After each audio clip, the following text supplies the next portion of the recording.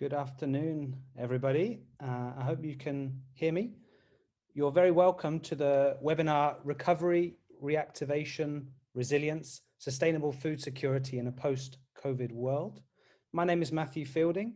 I'm the Deputy Director of SIANI, and I'll be leading you through today's session. The events this year have shown beyond doubt that human health is intimately connected to the natural world. The pandemic hit our agriculture and food systems hard, especially those rural poor whose livelihoods depend on agriculture. But could COVID-19 be an opportunity for structural change? Could we apply the learnings from the unfolding crisis to build resilience and sustainability over the long term? And can we provide the critical COVID-19 relief without losing sight of long-term goals of food security and community resilience? Our speakers today believe that we can. We will hear how funds from Sweden will assist rural producers, particularly women, to continue making food available to markets, ensuring that COVID-19 pandemic does not escalate into a lingering food crisis. And we will hear about their support for sustainable food production to reduce poverty and achieve zero hunger by 2030 during today's one-hour webinar. So a quick outline of today's session. First, we'll hear from Mr. Johannes Olyalund, the Director General for International Development Cooperation from the Ministry of Foreign Affairs in Sweden. And we'll hear from Ms. Marie Haga, the Associate Vice President, External Relations and Governance at the International Fund for Agricultural Development, IFAD. And then we'll turn to hear about the realities of COVID, both in terms of impact and resilience at a local and national level in Zimbabwe, from Ms. Ruramiso Mashumba, the CEO of Mnandi Africa. Then we'll zoom out to look at cross-regional impacts and innovations from East Africa with Mr. Stephen Muchiri, the CEO of the Eastern Africa Farmers Federation. Then we will hold a panel discussion with Marie, Ruramiso and Stephen, where you can ask questions using the Q&A button you see at the bottom of your screen. Please, if you see questions that you like the look of, please remember to upvote them and we'll make sure that we ask the most popular questions. And finally, we'll give Ms. Line Gordon, the director of the Stockholm Resilience Center at Stockholm University in Sweden, the word to offer some reflections on the webinar before closing. Excited? Well, we're now ready to begin. And with that, I'd like to welcome our first speaker, Mr. Johannes Olyalund. He is the Director General for International Development Cooperation at the Ministry of Foreign Affairs in Sweden. And I'll just bring him on screen here.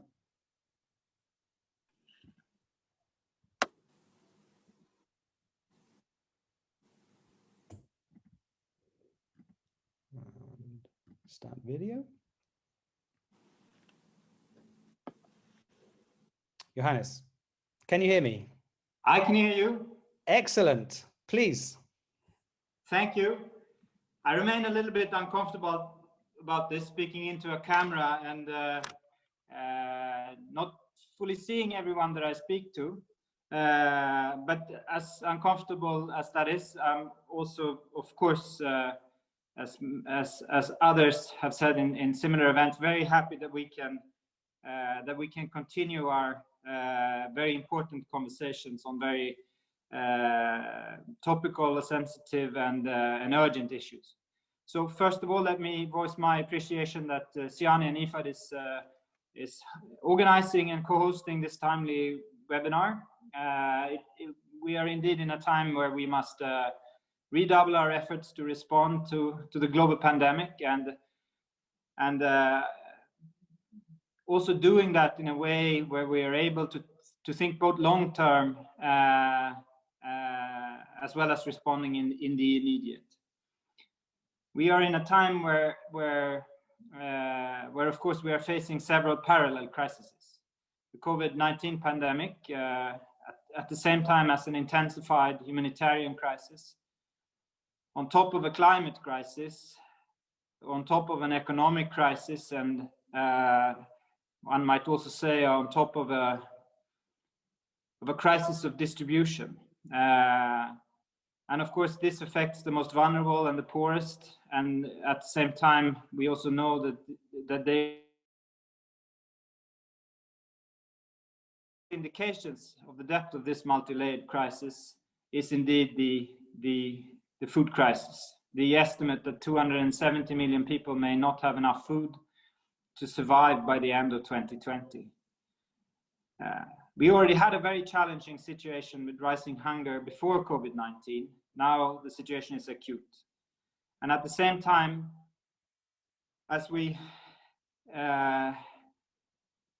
this acute challenge will also have long-term implications. 2 decades marked by progress in lifting people out of poverty now risks being lost.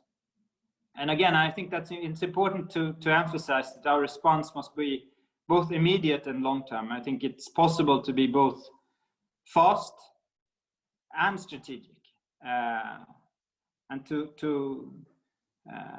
as an opening speaker, I take the chance to offer a few perspectives from the Swedish point of view that might help in the continued discussion today, or offer at least some input on that. So first of all, and that is of course related to our support to IFAD, is our firm belief that core funding to the multilateral system remains the most efficient way to enable fast and flexible global life-saving food assistance.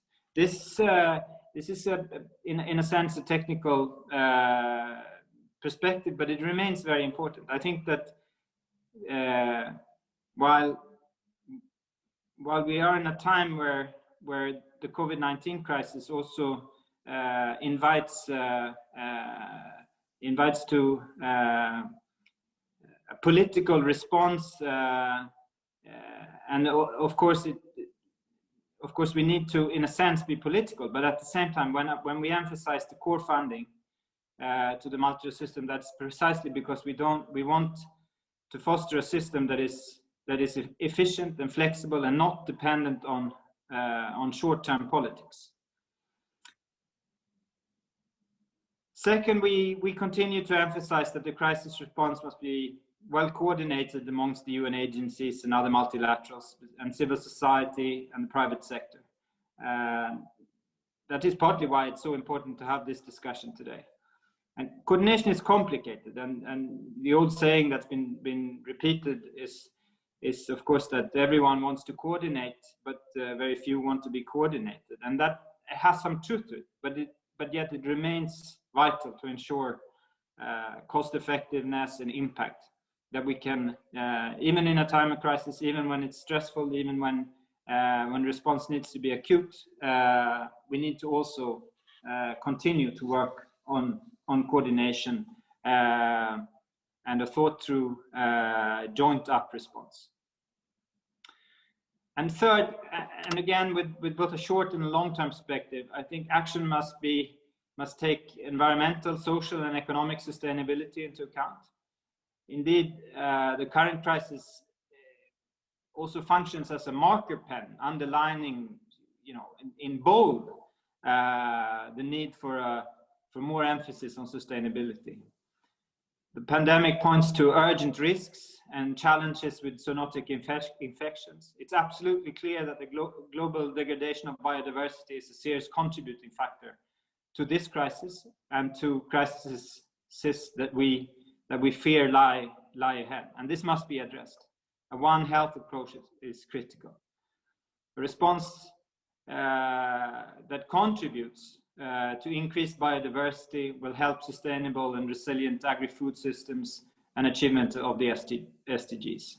And we should be able to be both fast and long-term. So take also these long-term effects into consideration, and use, as the saying goes, that there is no that crises also offer opportunities, and there is some truth to that.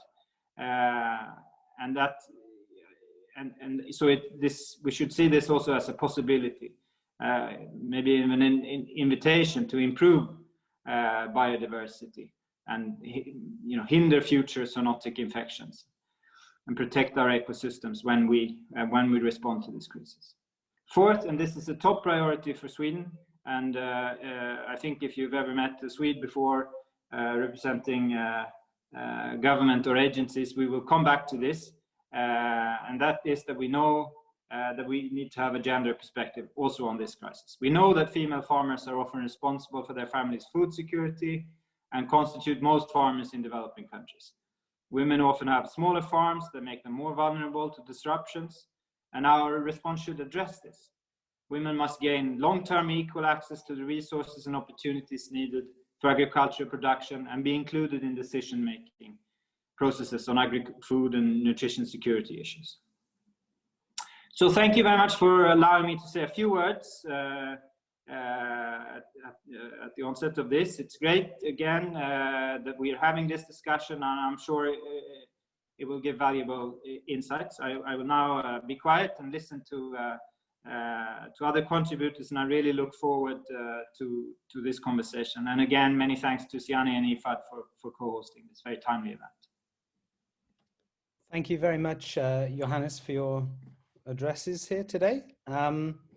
Thank you. And now we would like to move over to Marie Haga. I'm just going to ask her to start a video.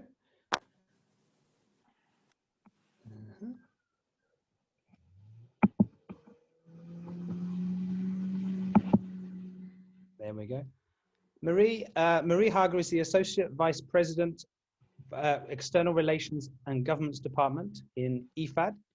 Thanks for joining us today, Marie. Please continue. Well, thank you very much. Thanks to SIANI for the invitation. And thanks a lot also to the Director General Olyalund for his opening remarks. Sweden is an invaluable partner to IFAD. It's not only that you contribute with funding, but you also provide very wise policy guidance to us. We often say that seminars are timely. This one really is, because we are, in our view, at the crossroad in our response to COVID-19. The disease continues to damage global health and world economies, and it's crucial that we prevent it from pushing millions of more people into hunger and poverty. The virus is threatening, as Mr. Olyalund said, 20-30 years of international development work, and we are facing a great challenge for food production, and particularly are the many small-scale farmers truly in a struggling position. And after all, these small-scale farmers, they produce 50% of the food we eat globally on 30% of the land. IFAD experienced from the Ebola crisis that a health crisis very easily can end up in a food crisis. And we have tried to turn around as quickly as we possibly can to deal with the new situation, remembering that we are a long-term developing actor. We are not a humanitarian organization, but we are turning around and as quickly as we can. And so what do we do? That's the question. Well, we are, first of all, in the phase of repurposing around $150 million within existing projects to address COVID challenges in 120 projects in 80 countries. We are, secondly, providing policy analytical support to 20-some countries in close cooperation, by the way, with FAO and the World Food Programme to help develop government response plans to COVID-19.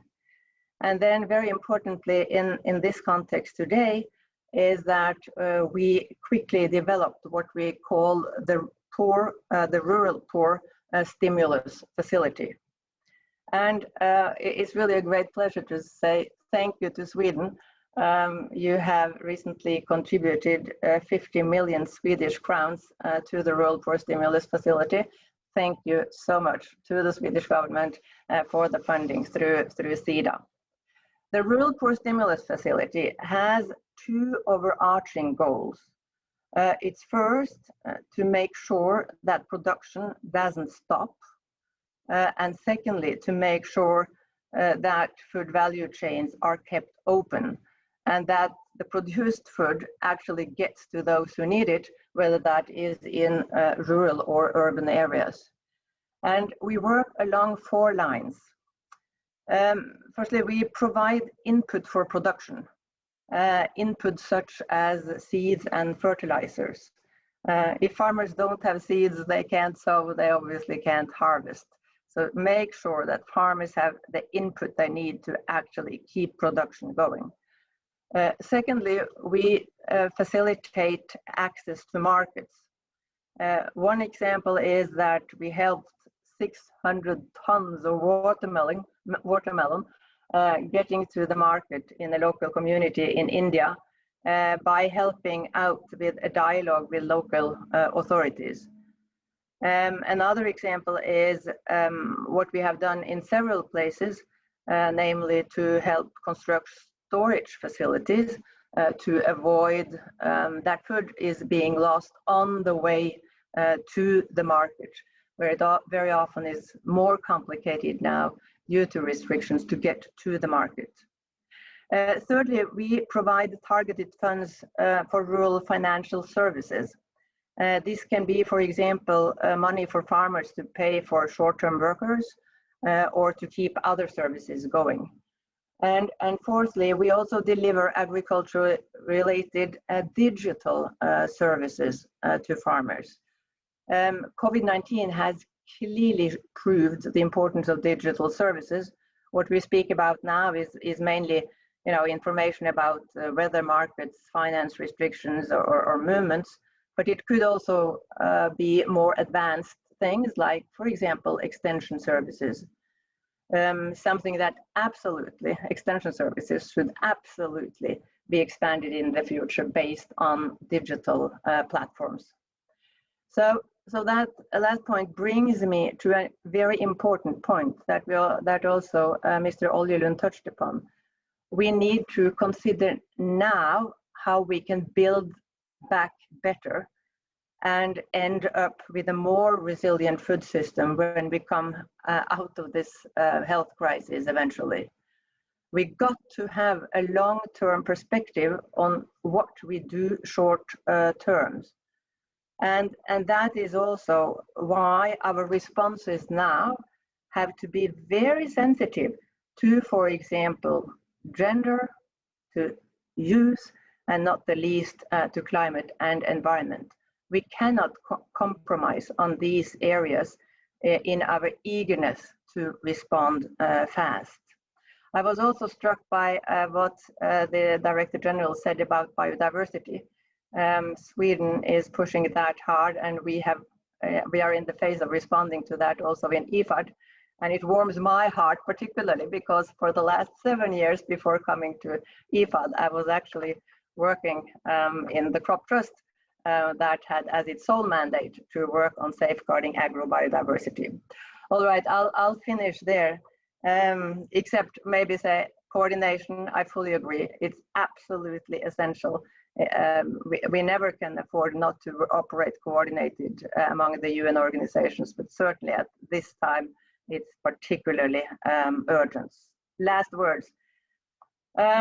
Ladies and gentlemen, nurses and medical doctors are true COVID-19 heroes, but so are actually all these small producing farmers around the globe that actually contributes to feeding half of the calorie intake that we have globally. So we all need these small-scale farmers in the long run. Now they need us, and we need to step up to make sure that they can produce the food that we need today and tomorrow. Thank you very much. Thank you very much for your thoughtful words there. And of course, for you, Johannes Olyalund, as well, for those words about the Swedish perspective as well. It's really nice to kick off with some high-level insights from the government of Sweden and IFAD. Now we will be moving on to the second part of our webinar today, We're going to speak to first to Ms. Ruramiso Mashumba, the CEO of Mnandi Africa. I'd like to bring you up. There you are. And very welcome to the webinar today. It'd be great if you could just give a quick introduction to both yourself and also your organization and who they represent. Thank you very much, Matthew, for that warm welcome. Hello, everyone. My name, as stated, is Ruramiso Mashumba. I have been farming in Zimbabwe for the past 8 years, pretty much ever since I finished university.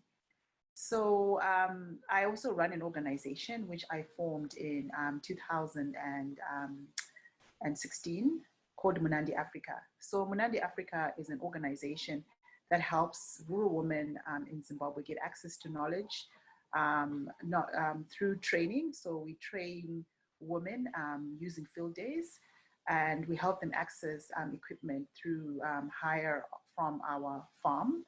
And also we collectively market and sell our produce. The reason I formed this organization, because when I started farming, I realized how difficult it was just to get knowledge, to get access to equipment. So as a woman, I felt, how can I help other women in my community?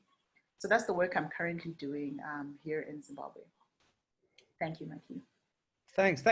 And we're going to have a little chat now between us as well. So I think in light of the comments made at the start of the webinar, and also the context of this recovery, reactivation, resilience, or as Marie said, build back better, I think it would be nice just to hear a little bit about how did you really see the COVID impact the communities that you work with, and indeed your own farm as well? Okay. Well, as I said, I've been farming for 8 years, but never have we ever had an experience like we had this year. I was in the process of preparing to plant my wheat crop.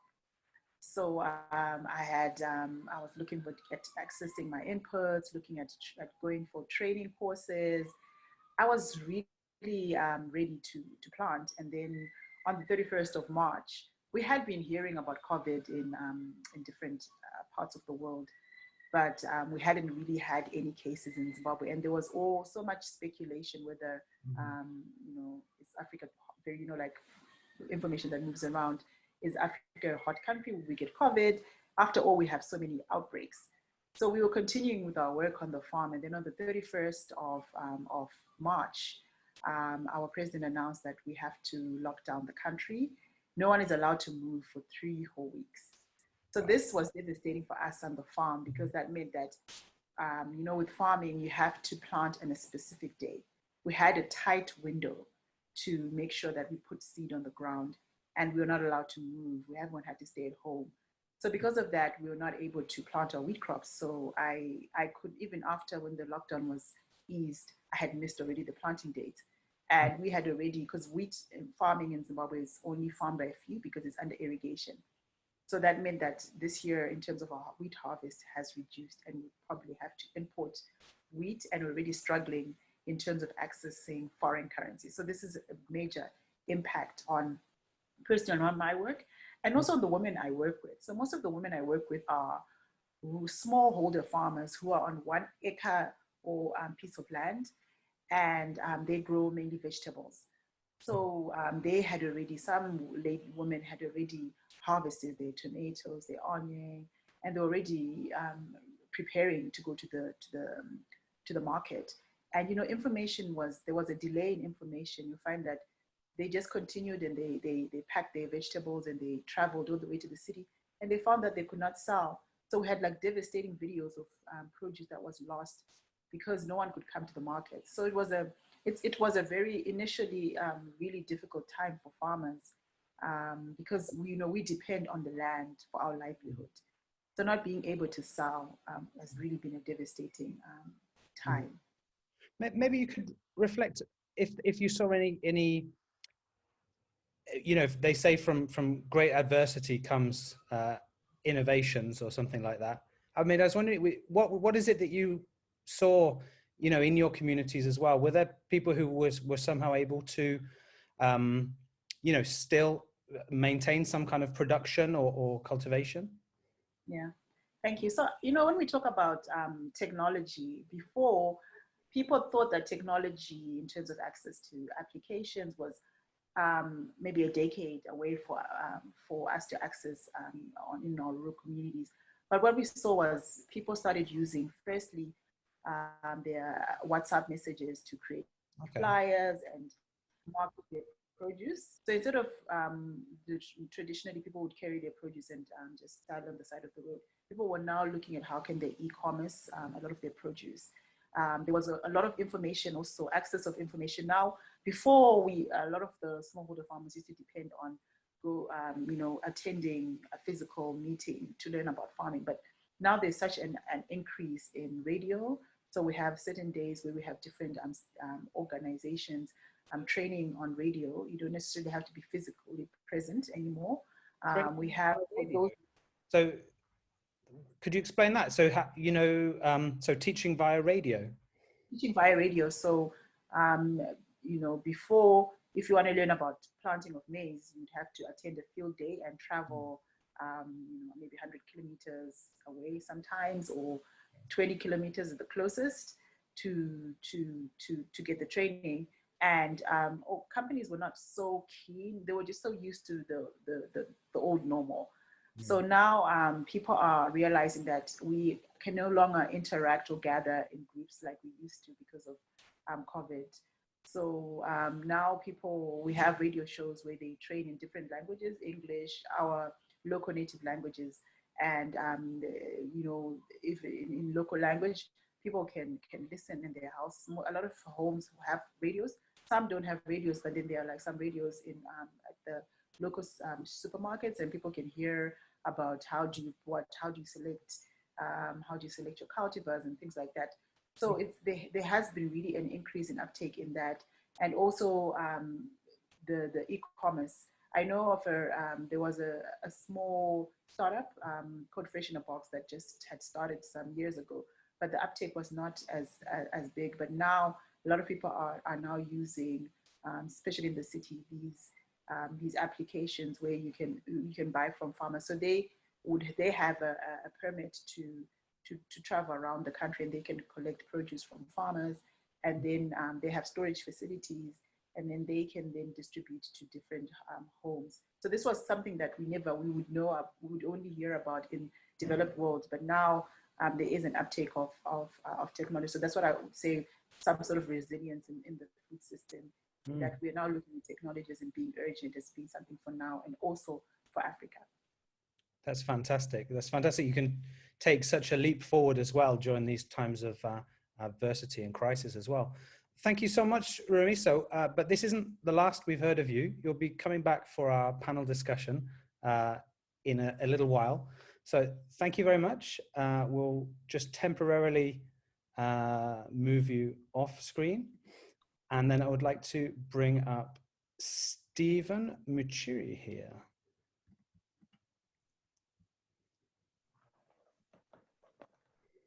Hi, Stephen. Stephen is the CEO of Eastern Africa Farmers. Please just give us a quick introduction to yourself and who the Eastern African Farmers Federation is, please. Yes, thank you, Johannes. My name's Stephen Muchiri. I'm the Chief Executive Officer of the Eastern Africa Farmers Federation. The Federation is a regional network of national farmer associations, national cooperatives in the Eastern Africa region. We actually cover 10 countries. That's the 6 East Africa Community countries, plus Congo, Ethiopia, Djibouti, and Eritrea. And we have 24 corporate members who are national entities representing over 20 million farmers. Wow. Well, I mean, it sounds like you're just the perfect person to ask about the more regional impacts as well. I mean, I was wondering if you can just give us an overview of what have you really seen the impacts across the region? I mean, I'd especially be interested in terms of, government policy and then kind of cross-border exports as well. Yeah, so thank you. I think the challenge we faced with the COVID has been that I think it's a confusion. So there's been challenges in terms of clarity when it comes to government policy. I think at the onset, for most of the countries where we operate, we had blanket policies. It's just, wash your hands, keep distance, and so forth. So nothing really specific for agriculture. And for some time, that created a lot of confusion. Of course, there was a lot of disruption of the value chains.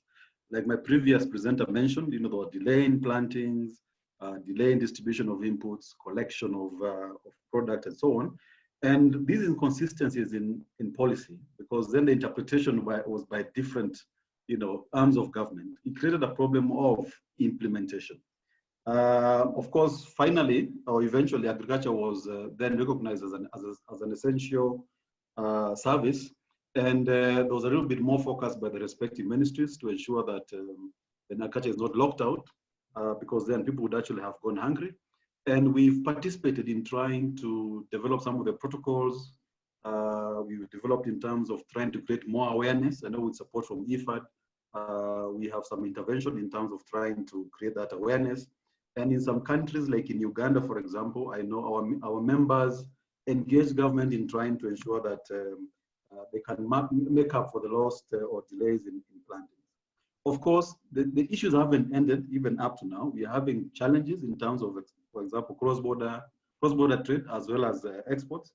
For example, as we speak, about a month ago, we had a major trade tiff between Kenya and Tanzania. As we speak today, there's already one between Kenya and Uganda. It's lasted for the last couple of days. And it's because the disputes are around testing protocols. So there's lack of harmonization of this and lack of recognition of the other countries' testing protocol. Of course, eventually it means it attracts a fee, $5 to be paid and so on per test. And of course, there's suspicion and accusations. Kenya is one that is leading in terms of COVID cases. Uganda has very few, and Tanzania has said there's zero, there's no COVID there. So there's a lot of suspicion, and I think as a result of that, Kenya is seen to be maybe the hotspot in terms of spreading. Of course, in terms of then export, at the onset of COVID, there was no flight movement, and this had a major impact in export. Kenya is a major export, exporter of flowers and vegetables to Europe.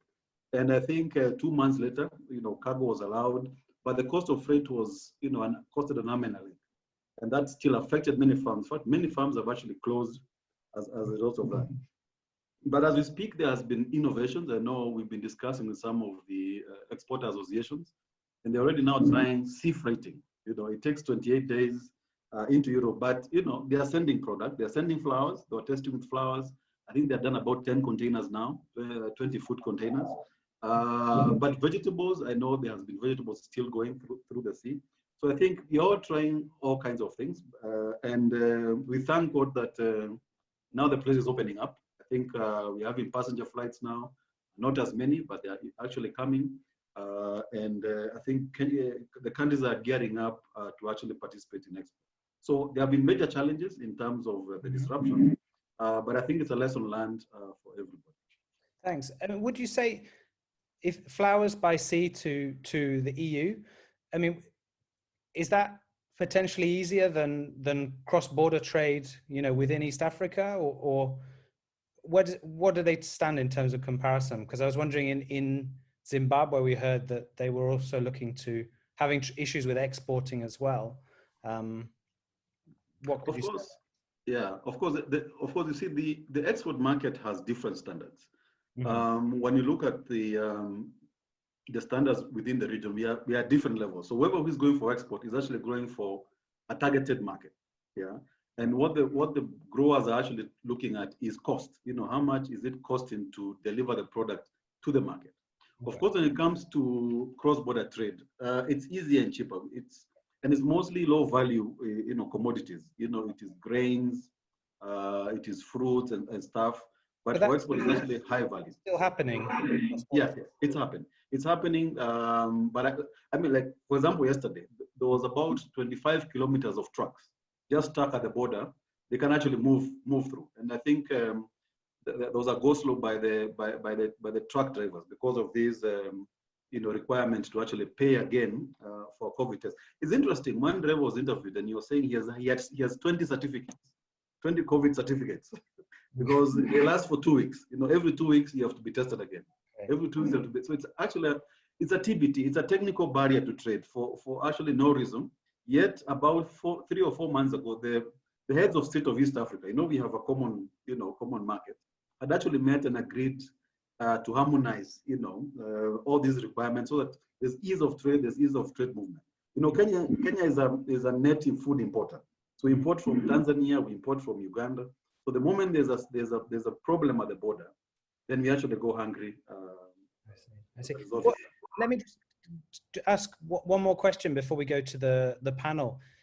I'm really interested to know what do you think's been the most valuable, innovation you've seen, especially thinking about the focus of this webinar today on building resilience as well. What would you say that would be? So the thing is this, I think there are many things we would look at, and I think information is so key. But I think with respect to what we've done as a federation, knowing that COVID-19 is premised on messages now we all know, social distancing, movement restrictions and so on, we built a platform. It's a digital platform. It's called eGranary. And what the eGranary does, it's owned by us. It's actually farmer owned, and it aggregates farmers for input markets, financial services, mechanization services, and output markets. And what we actually do is that we actually build an ecosystem of partners. So of all these services that I've talked about, there's an actor who is actually identified, is actually invited into the platform and actually provides that service. And the idea is that by aggregating farmers, you actually reduce the transaction costs. You're actually providing a market for all these guys. So it becomes very easy for them to actually engage. We're already doing that in Kenya, Uganda, and Rwanda.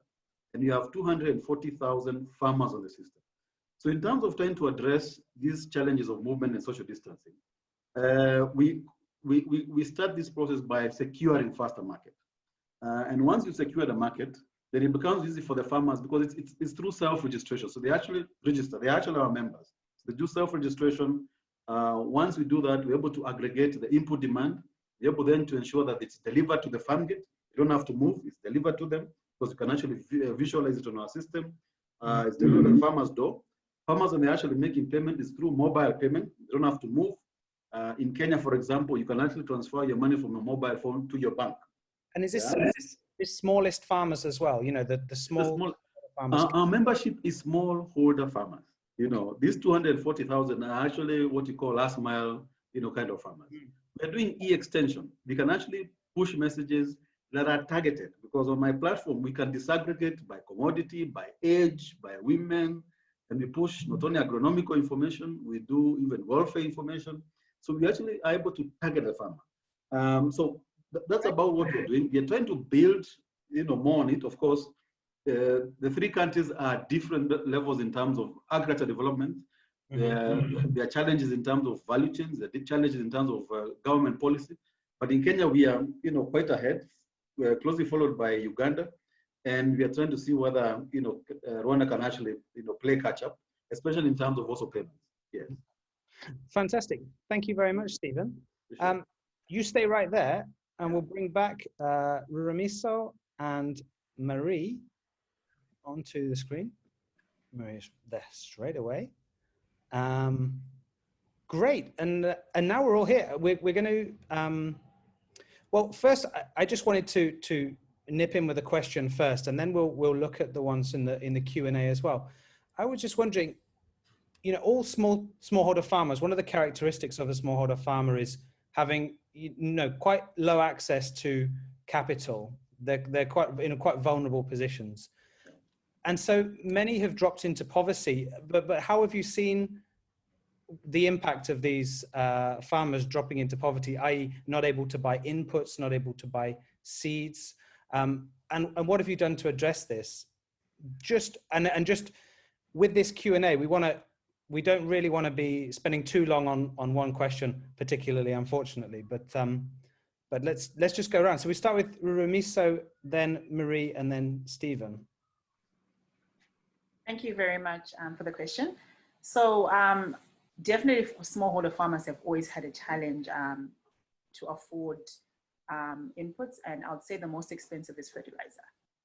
So fertilizer is it's a bit expensive. So what we are also doing with the farmers we have is training them on how to farm conservation agriculture, also using manure as with your fertilizer. So just to reduce the amount of fertilizer you use, you can also use manure to reduce that. And we're also helping them get small loans from us. So if they grow for us, then we part own their produce, and then when we sell, they can pay back their loan. Okay. And I see that. so that's how we're assisting. But then this is a real challenge, because the challenge is really a big challenge in terms of supporting smallholder farmers, especially now where the economy has gone harder because of COVID. Access is even become more difficult. Okay, thank you. Marie? Yes, so IFAD has a long history in contributing with capital to farmers and to small-scale farmers. And we were very clear from the very beginning that was one of the elements that we would have to include in our rural poor stimulus facility. Actually, all these 4 elements that we have in this in our response to COVID-19, the rural poor stimulus facility, these are all ideas that have come up from the farmers themselves, and this direct access to capital is, of course, always important, but even more important now to make wheels go around. So, so that's an important part of what we do, and we will continue to do that. What I find fascinating in this discussion is not the least then the focus that has been already on technology and digitalization. And clearly, when we speak about capital to farmers and how they can operate in the market, digitalization is extremely important. So I found it fascinating, the extent to which both Stephen and Ruramiso put on technology and technological digital development. Thanks, Marie. And Stephen? Yeah, so thank you. I think the challenge that we face with farmers is, first of all, the cost of working capital is actually a big challenge. And then the demand for collateral, that's why they're not able to actually access any loans. When it comes to this period of COVID, one of the things we did was to consult our members, and we identified quite a number that were under financial distress, especially in Burundi and I think Rwanda. And one of the things we did is that I know we're engaging Agricode through all the way to IFAD, was to actually see how we can actually get a financial subsidy, especially for the cooperatives, to be able to get out of this challenge. What was, maybe it was luck, because when you look at when COVID set in, just like Ramiso said, it was towards the end of March, and that's when, that's actually the onset of rains in East Africa. And what had happened with our planting arrangement is that we had already secured loans or credit for them to be able to actually plant, especially the ones that we have engaged. So by the time this kicked in, the major challenge we actually had was how do you ensure that fertilizer can actually be delivered? Because already we had sat down, agreed on the planting program, done financial training, that actually signed up, and you're actually trying to deliver that. Of course, the cost of loan has still been very expensive, like I said, and most of the major banks still view farmers as very risky. We're actually very worried, especially now because of COVID, how they actually start now viewing farmers, going forward. So the beauty about our arrangement is that over time, because we've built a credit history for the farmers, and we're trying to, using our platform to see whether we can have, some algorithms that actually help us in terms of better, credit assessment. We've seen that the interest has been falling slowly over time, and the collateral has also been falling. The escrow account collateral that we actually put on the escrow account, we've renegotiated. We used to pay 20% of the cost of loan, but now it's gone down to 10%, simply because the farmers are actually repaying. So I think the beauty about digital platforms and this kind of arrangement where you integrate everybody in the value chain is that you're creating consistency, you're creating predictability, you're creating a history. It means that then it becomes easy for a financial partner to actually get on board and start testing and trying different financial products. In fact, one of the things we've actually done is that we have an insurance company on board. So in case of loss, we're actually able to compensate the farmers. And even with the insurance companies, we are working at improving on the insurance product. Thanks, Steve. It's I think it's really interesting, and a lot of the questions are also focused on the the more digital innovation type approaches that we've been saying here. There was one question here looking specifically at rebuilding food systems, but I think looking for maybe to build back the same food system as we had before is perhaps not really the best thing for long-term sustainability.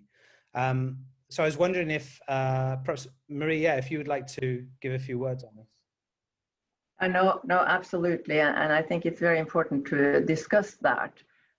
We have a global food system today that is not sustainable. It produces a lot of calories, but it doesn't produce enough nutrition. It's an agricultural system that uses too much water, too much fertilizer, too much pesticides. Agriculture contributes to 30% of greenhouse gases. So, we need to develop a new food system in the time ahead. It has to be based on and what the planet can stand in terms of boundaries, environmental boundaries, and it has to be built on our desire to produce enough nutritious food at affordable prices. This is really a big issue, and it's very good that the UN is planning to have a food system summit next year. That is truly also a timely initiative, because that allows us to look into all these different aspects of the food system, and hopefully we can make them decisions on how a food system that I would say to a large degree is in crisis can be the food system that the world needs for the future. And clearly, technology offers great opportunities in this context. And I really hope that one of the issues that we can discuss within the Food System Summit is how we can make use of new technology, digitalization across the whole food system, from making better use of biodiversity, using technology to identify how we can use biodiversity better, to the nutritional value of what people have on their fork, and also to see how we can use digital solutions to make sure that we waste less food. It offers tremendous opportunity, and we really need these young people around here to help us out, to see better for us in the older generation how we can make use of the fabulous tools that digitalization and technology gives us. There's no way, I think, we're going to be able to develop the food system the world needs for the future unless we base it on new technological solutions. Thank you. Thanks. Thank you very much, Marie.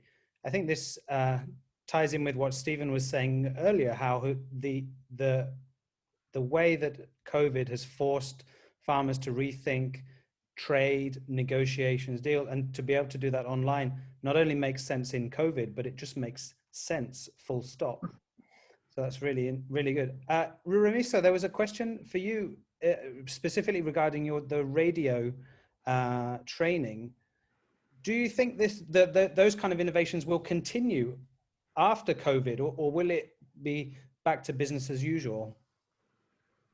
I think they'll continue. I think we are at the beginning of understanding how can we better effectively give information to people who need it. So I think there's going to be obviously maybe a pivoting of some sort, but in terms of using technology to message information, I think there is going to be an increase in that, and an uptake of all sorts of other innovations which will come out of this. So I think we're just at the beginning of it. Mm-hmm. Thank you very much. And we have one question here also. In terms of from a small scale farmer perspective, which of their existing challenges do you feel have really become exacerbated since COVID? Which ones of the challenges have increased most in terms of all of the different myriad of challenges that smallholder farmers face. Perhaps we could go just quickly to Stephen, then to Ruramiso, and then to Marie, just for some quick words on this. Yeah, that's a difficult question because, you know, in the entire value chain, you know, the farmer is always the weakest link. I think for me, the biggest challenge that affects all those levels of the value chain is information. I think there has been a lot of information asymmetry, a lot of confusion on the same in terms of how government, I mean, there's a time farmers were being arrested for not wearing masks. You can imagine in the field, you're going to the farm and you're arrested by a police officer, you don't have a mask. So where do it gets that to that level of, you know, ridicule. So I think information is a problem. So because of that, the confusion, you don't know when to plant, you don't know whether you're going to have fertilizer, you don't know whether you're going to have a market, because information is power. And when there's confusion, then it affects, for me, that ranks high, you know, in terms of the biggest challenge. Thanks, Stephen. We'll go to Ruramiso now. Same question about the biggest challenge, I think, for smallholder farmers since COVID. Thank you very much, Matthew, for that question. And I think I would support Stephen in terms of information, because information, we have had too much information. At the same time as we have had information, we've also had wrong information coming from all sorts of channels, and it's really caused a lot of confusion, especially for smallholder farmers. And there's also panic. Some farmers have decided not to grow certain crops because of worry whether they'll get the market. So we don't have information for the future, which is not available. Okay. So I think that it's an area which really needs a lot of focus on, and how do we make sure that the people who need information get the correct information at the right time, and if we don't, how does this then affect the food systems? Mm-hmm. So I think I would also concur that information has been the hardest hit on everything that's happened right now. Thank you. Thanks, Ruramiso. Marie, same question to you as well. Yeah, I don't disagree that information clearly is of essence, and that has been a major challenge. But also let me say that small-scale farmers themselves have, of course, been challenged by COVID-19. Many of them having very poor access to health system, etc. So clearly that is one aspect, that farmers themselves have been hard hit. But more specifically to your question, yes, information. I would also add that a fundamental problem is that value chains gets disrupted. You know, when a farmer produces more than he or she eats herself, they need to sell it in the market. If they can't sell it in the market due to all kinds of restrictions, then they don't get the money. They need to get the input for next season's planting and next year's production cycle. They don't get enough money to pay the workers on their fields if they have that. So I think we need, when we think about the future of small scale farmers, we need to speak, of course, about the farm and the farmers themselves and the production scene around the farms, but we also need to keep a close eye on the value chain so that works. And now we have seen clear disruptions in the value chains, and that hits back to the farmer. So, but it's a big question, and I think a holistic approach to this is important if we are gonna then detangle after the crisis what was the most difficult for farmers. Thank you. Thank you. Thank you very much. We have a lot of questions that people have asked, but unfortunately we don't have a lot of time to answer those questions. So what I'd like to do is just to come to each of you before we move on to Lena Gordon for the final reflections. Just if people want to know more about what you've been talking about today and engage, where can they find that information? Stephen, just quickly, where can people go should they just go to the website of the Eastern Africa Farmers Federation? Yes, so they can go to the website. They can also write to us. So the website is www.eaffu.org. I'll post it here. Yeah. Or they can write to us. I've written already to someone, info@eaffu.org. If they Google the institution, they should be able to see all those contacts here. So they can reach us and we can respond to bilateral to the questions. Okay. Yes. Thank you very much. I imagine they could just ask one of the 20 million farmers who are members. or they can do that, yeah. Okay, and Marie, if people want to know a little bit more about some of the work you've been describing today, where should they look? Well, same thing as Stephen says, go to our webpage, www.efad.org, or write specifically to me with the questions, mhaga@efad.org, easy. We'll be happy to receive questions. Thank you. Excellent, that's very kind of you. And Ruramiso, if people want to also find out a little bit more about your work and also some of the things you've been talking about today in Mnandi, Africa, how do they do that? So we have a website as well, www.mnandiafrica.com. We also do a lot of information sharing on our Facebook. So we are Facebook people. We have, you can find us on Women Who Farm Africa for Facebook, Women Who Farm Africa, Instagram, Twitter, Women Who Farm Africa, or you can say Ruramiso again. We normally send out a lot of information on what's happening on the ground, what farmers are going through, and we also profile farmers, so you can also see their stories. Okay. Thank you very much. Thank you to all three of you for taking the time to join us here today. It's been really interesting. So I will gently offer you off the stage now, and we will bring on Lena Gordon, who's ready to go, from the Stockholm Resilience Centre, part of Stockholm University. Lena, you have an unenviable task of giving some reflections on this quite broad webinar today in just a few minutes. So I will stop talking and I'll pass it over to you. Thank you. Okay, thank you very much. I mean, it's been a great honor and very exciting to listen to this seminar. I think there's been so many different valuable perspectives presented, and ideas also about how we actually do sort of build back better in the recovery, reactivation and resilience that we're striving for.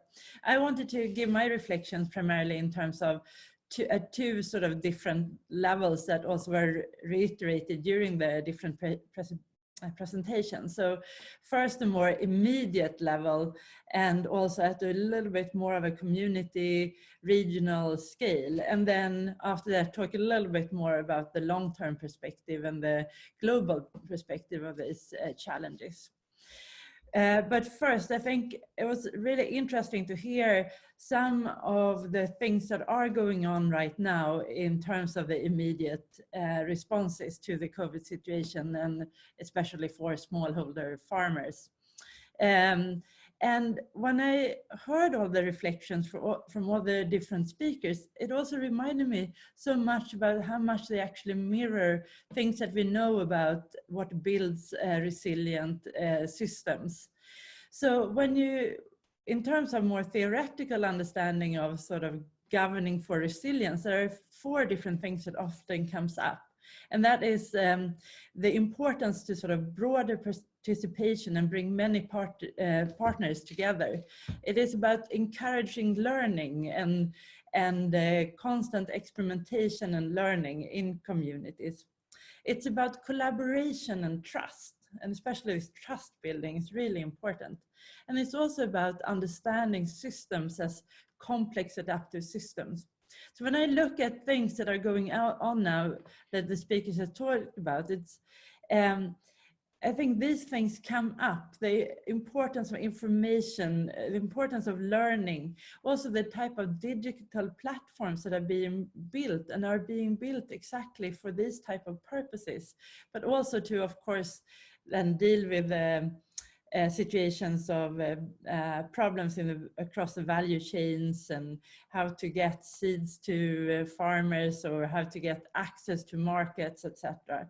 But it all deals with also bringing the right actors and networks together in quite complex systems. I also thought it was interesting that a couple of the speakers also emphasized the importance of multi-sectorial collaborations, the consistency is in policies, and the trust in protocols, because those are also things that build this fundamental importance of trust and capacity for collaboration. So I think those are all things that we've heard about today that really builds this more community scale resilience. It has also been interesting to hear several of the speakers really refer to the importance to also think long term. We now live in a time where we as a human species on this planet has so fundamentally altered so many things on the planet. I think it's fascinating to think about that if we just bring together all the weight of all the mammals that live on this planet today, 60% of that weight is livestock, 36% is humans, and 4% is wild species. This is maybe just an anecdotal evidence of how much we're altering this planet. And this alteration also gives rise to all these new types of disturbances and crises that we're facing and that the speakers were speaking to. So the COVID situation, the climate impact, the biodiversity crisis, etc. So for us to be able to build a community resilience at a local scale, we also need to address this huge global sustainability situation that we're in. And as also Marie said in the ending, food system is so central to these challenges. So when we're looking ahead, we really need to make this global food system sustainable and in ways that nourishes the population on this planet. But the good thing is that we know that this is possible. We just need to make sure that we're moving in the right direction. So I guess that's reflections for me, and thanks a lot for the invitation. Thank you very much, Lina. And thank you, just finally, as we close, thank you to all of our speakers who've been joining us today. And thanks, of course, to everybody behind the scenes who's been helping make this webinar a great success. Thanks to everybody for sparing time in your day to join us, and of course, for asking these questions as well. So with that, please have a good continued Friday and take care.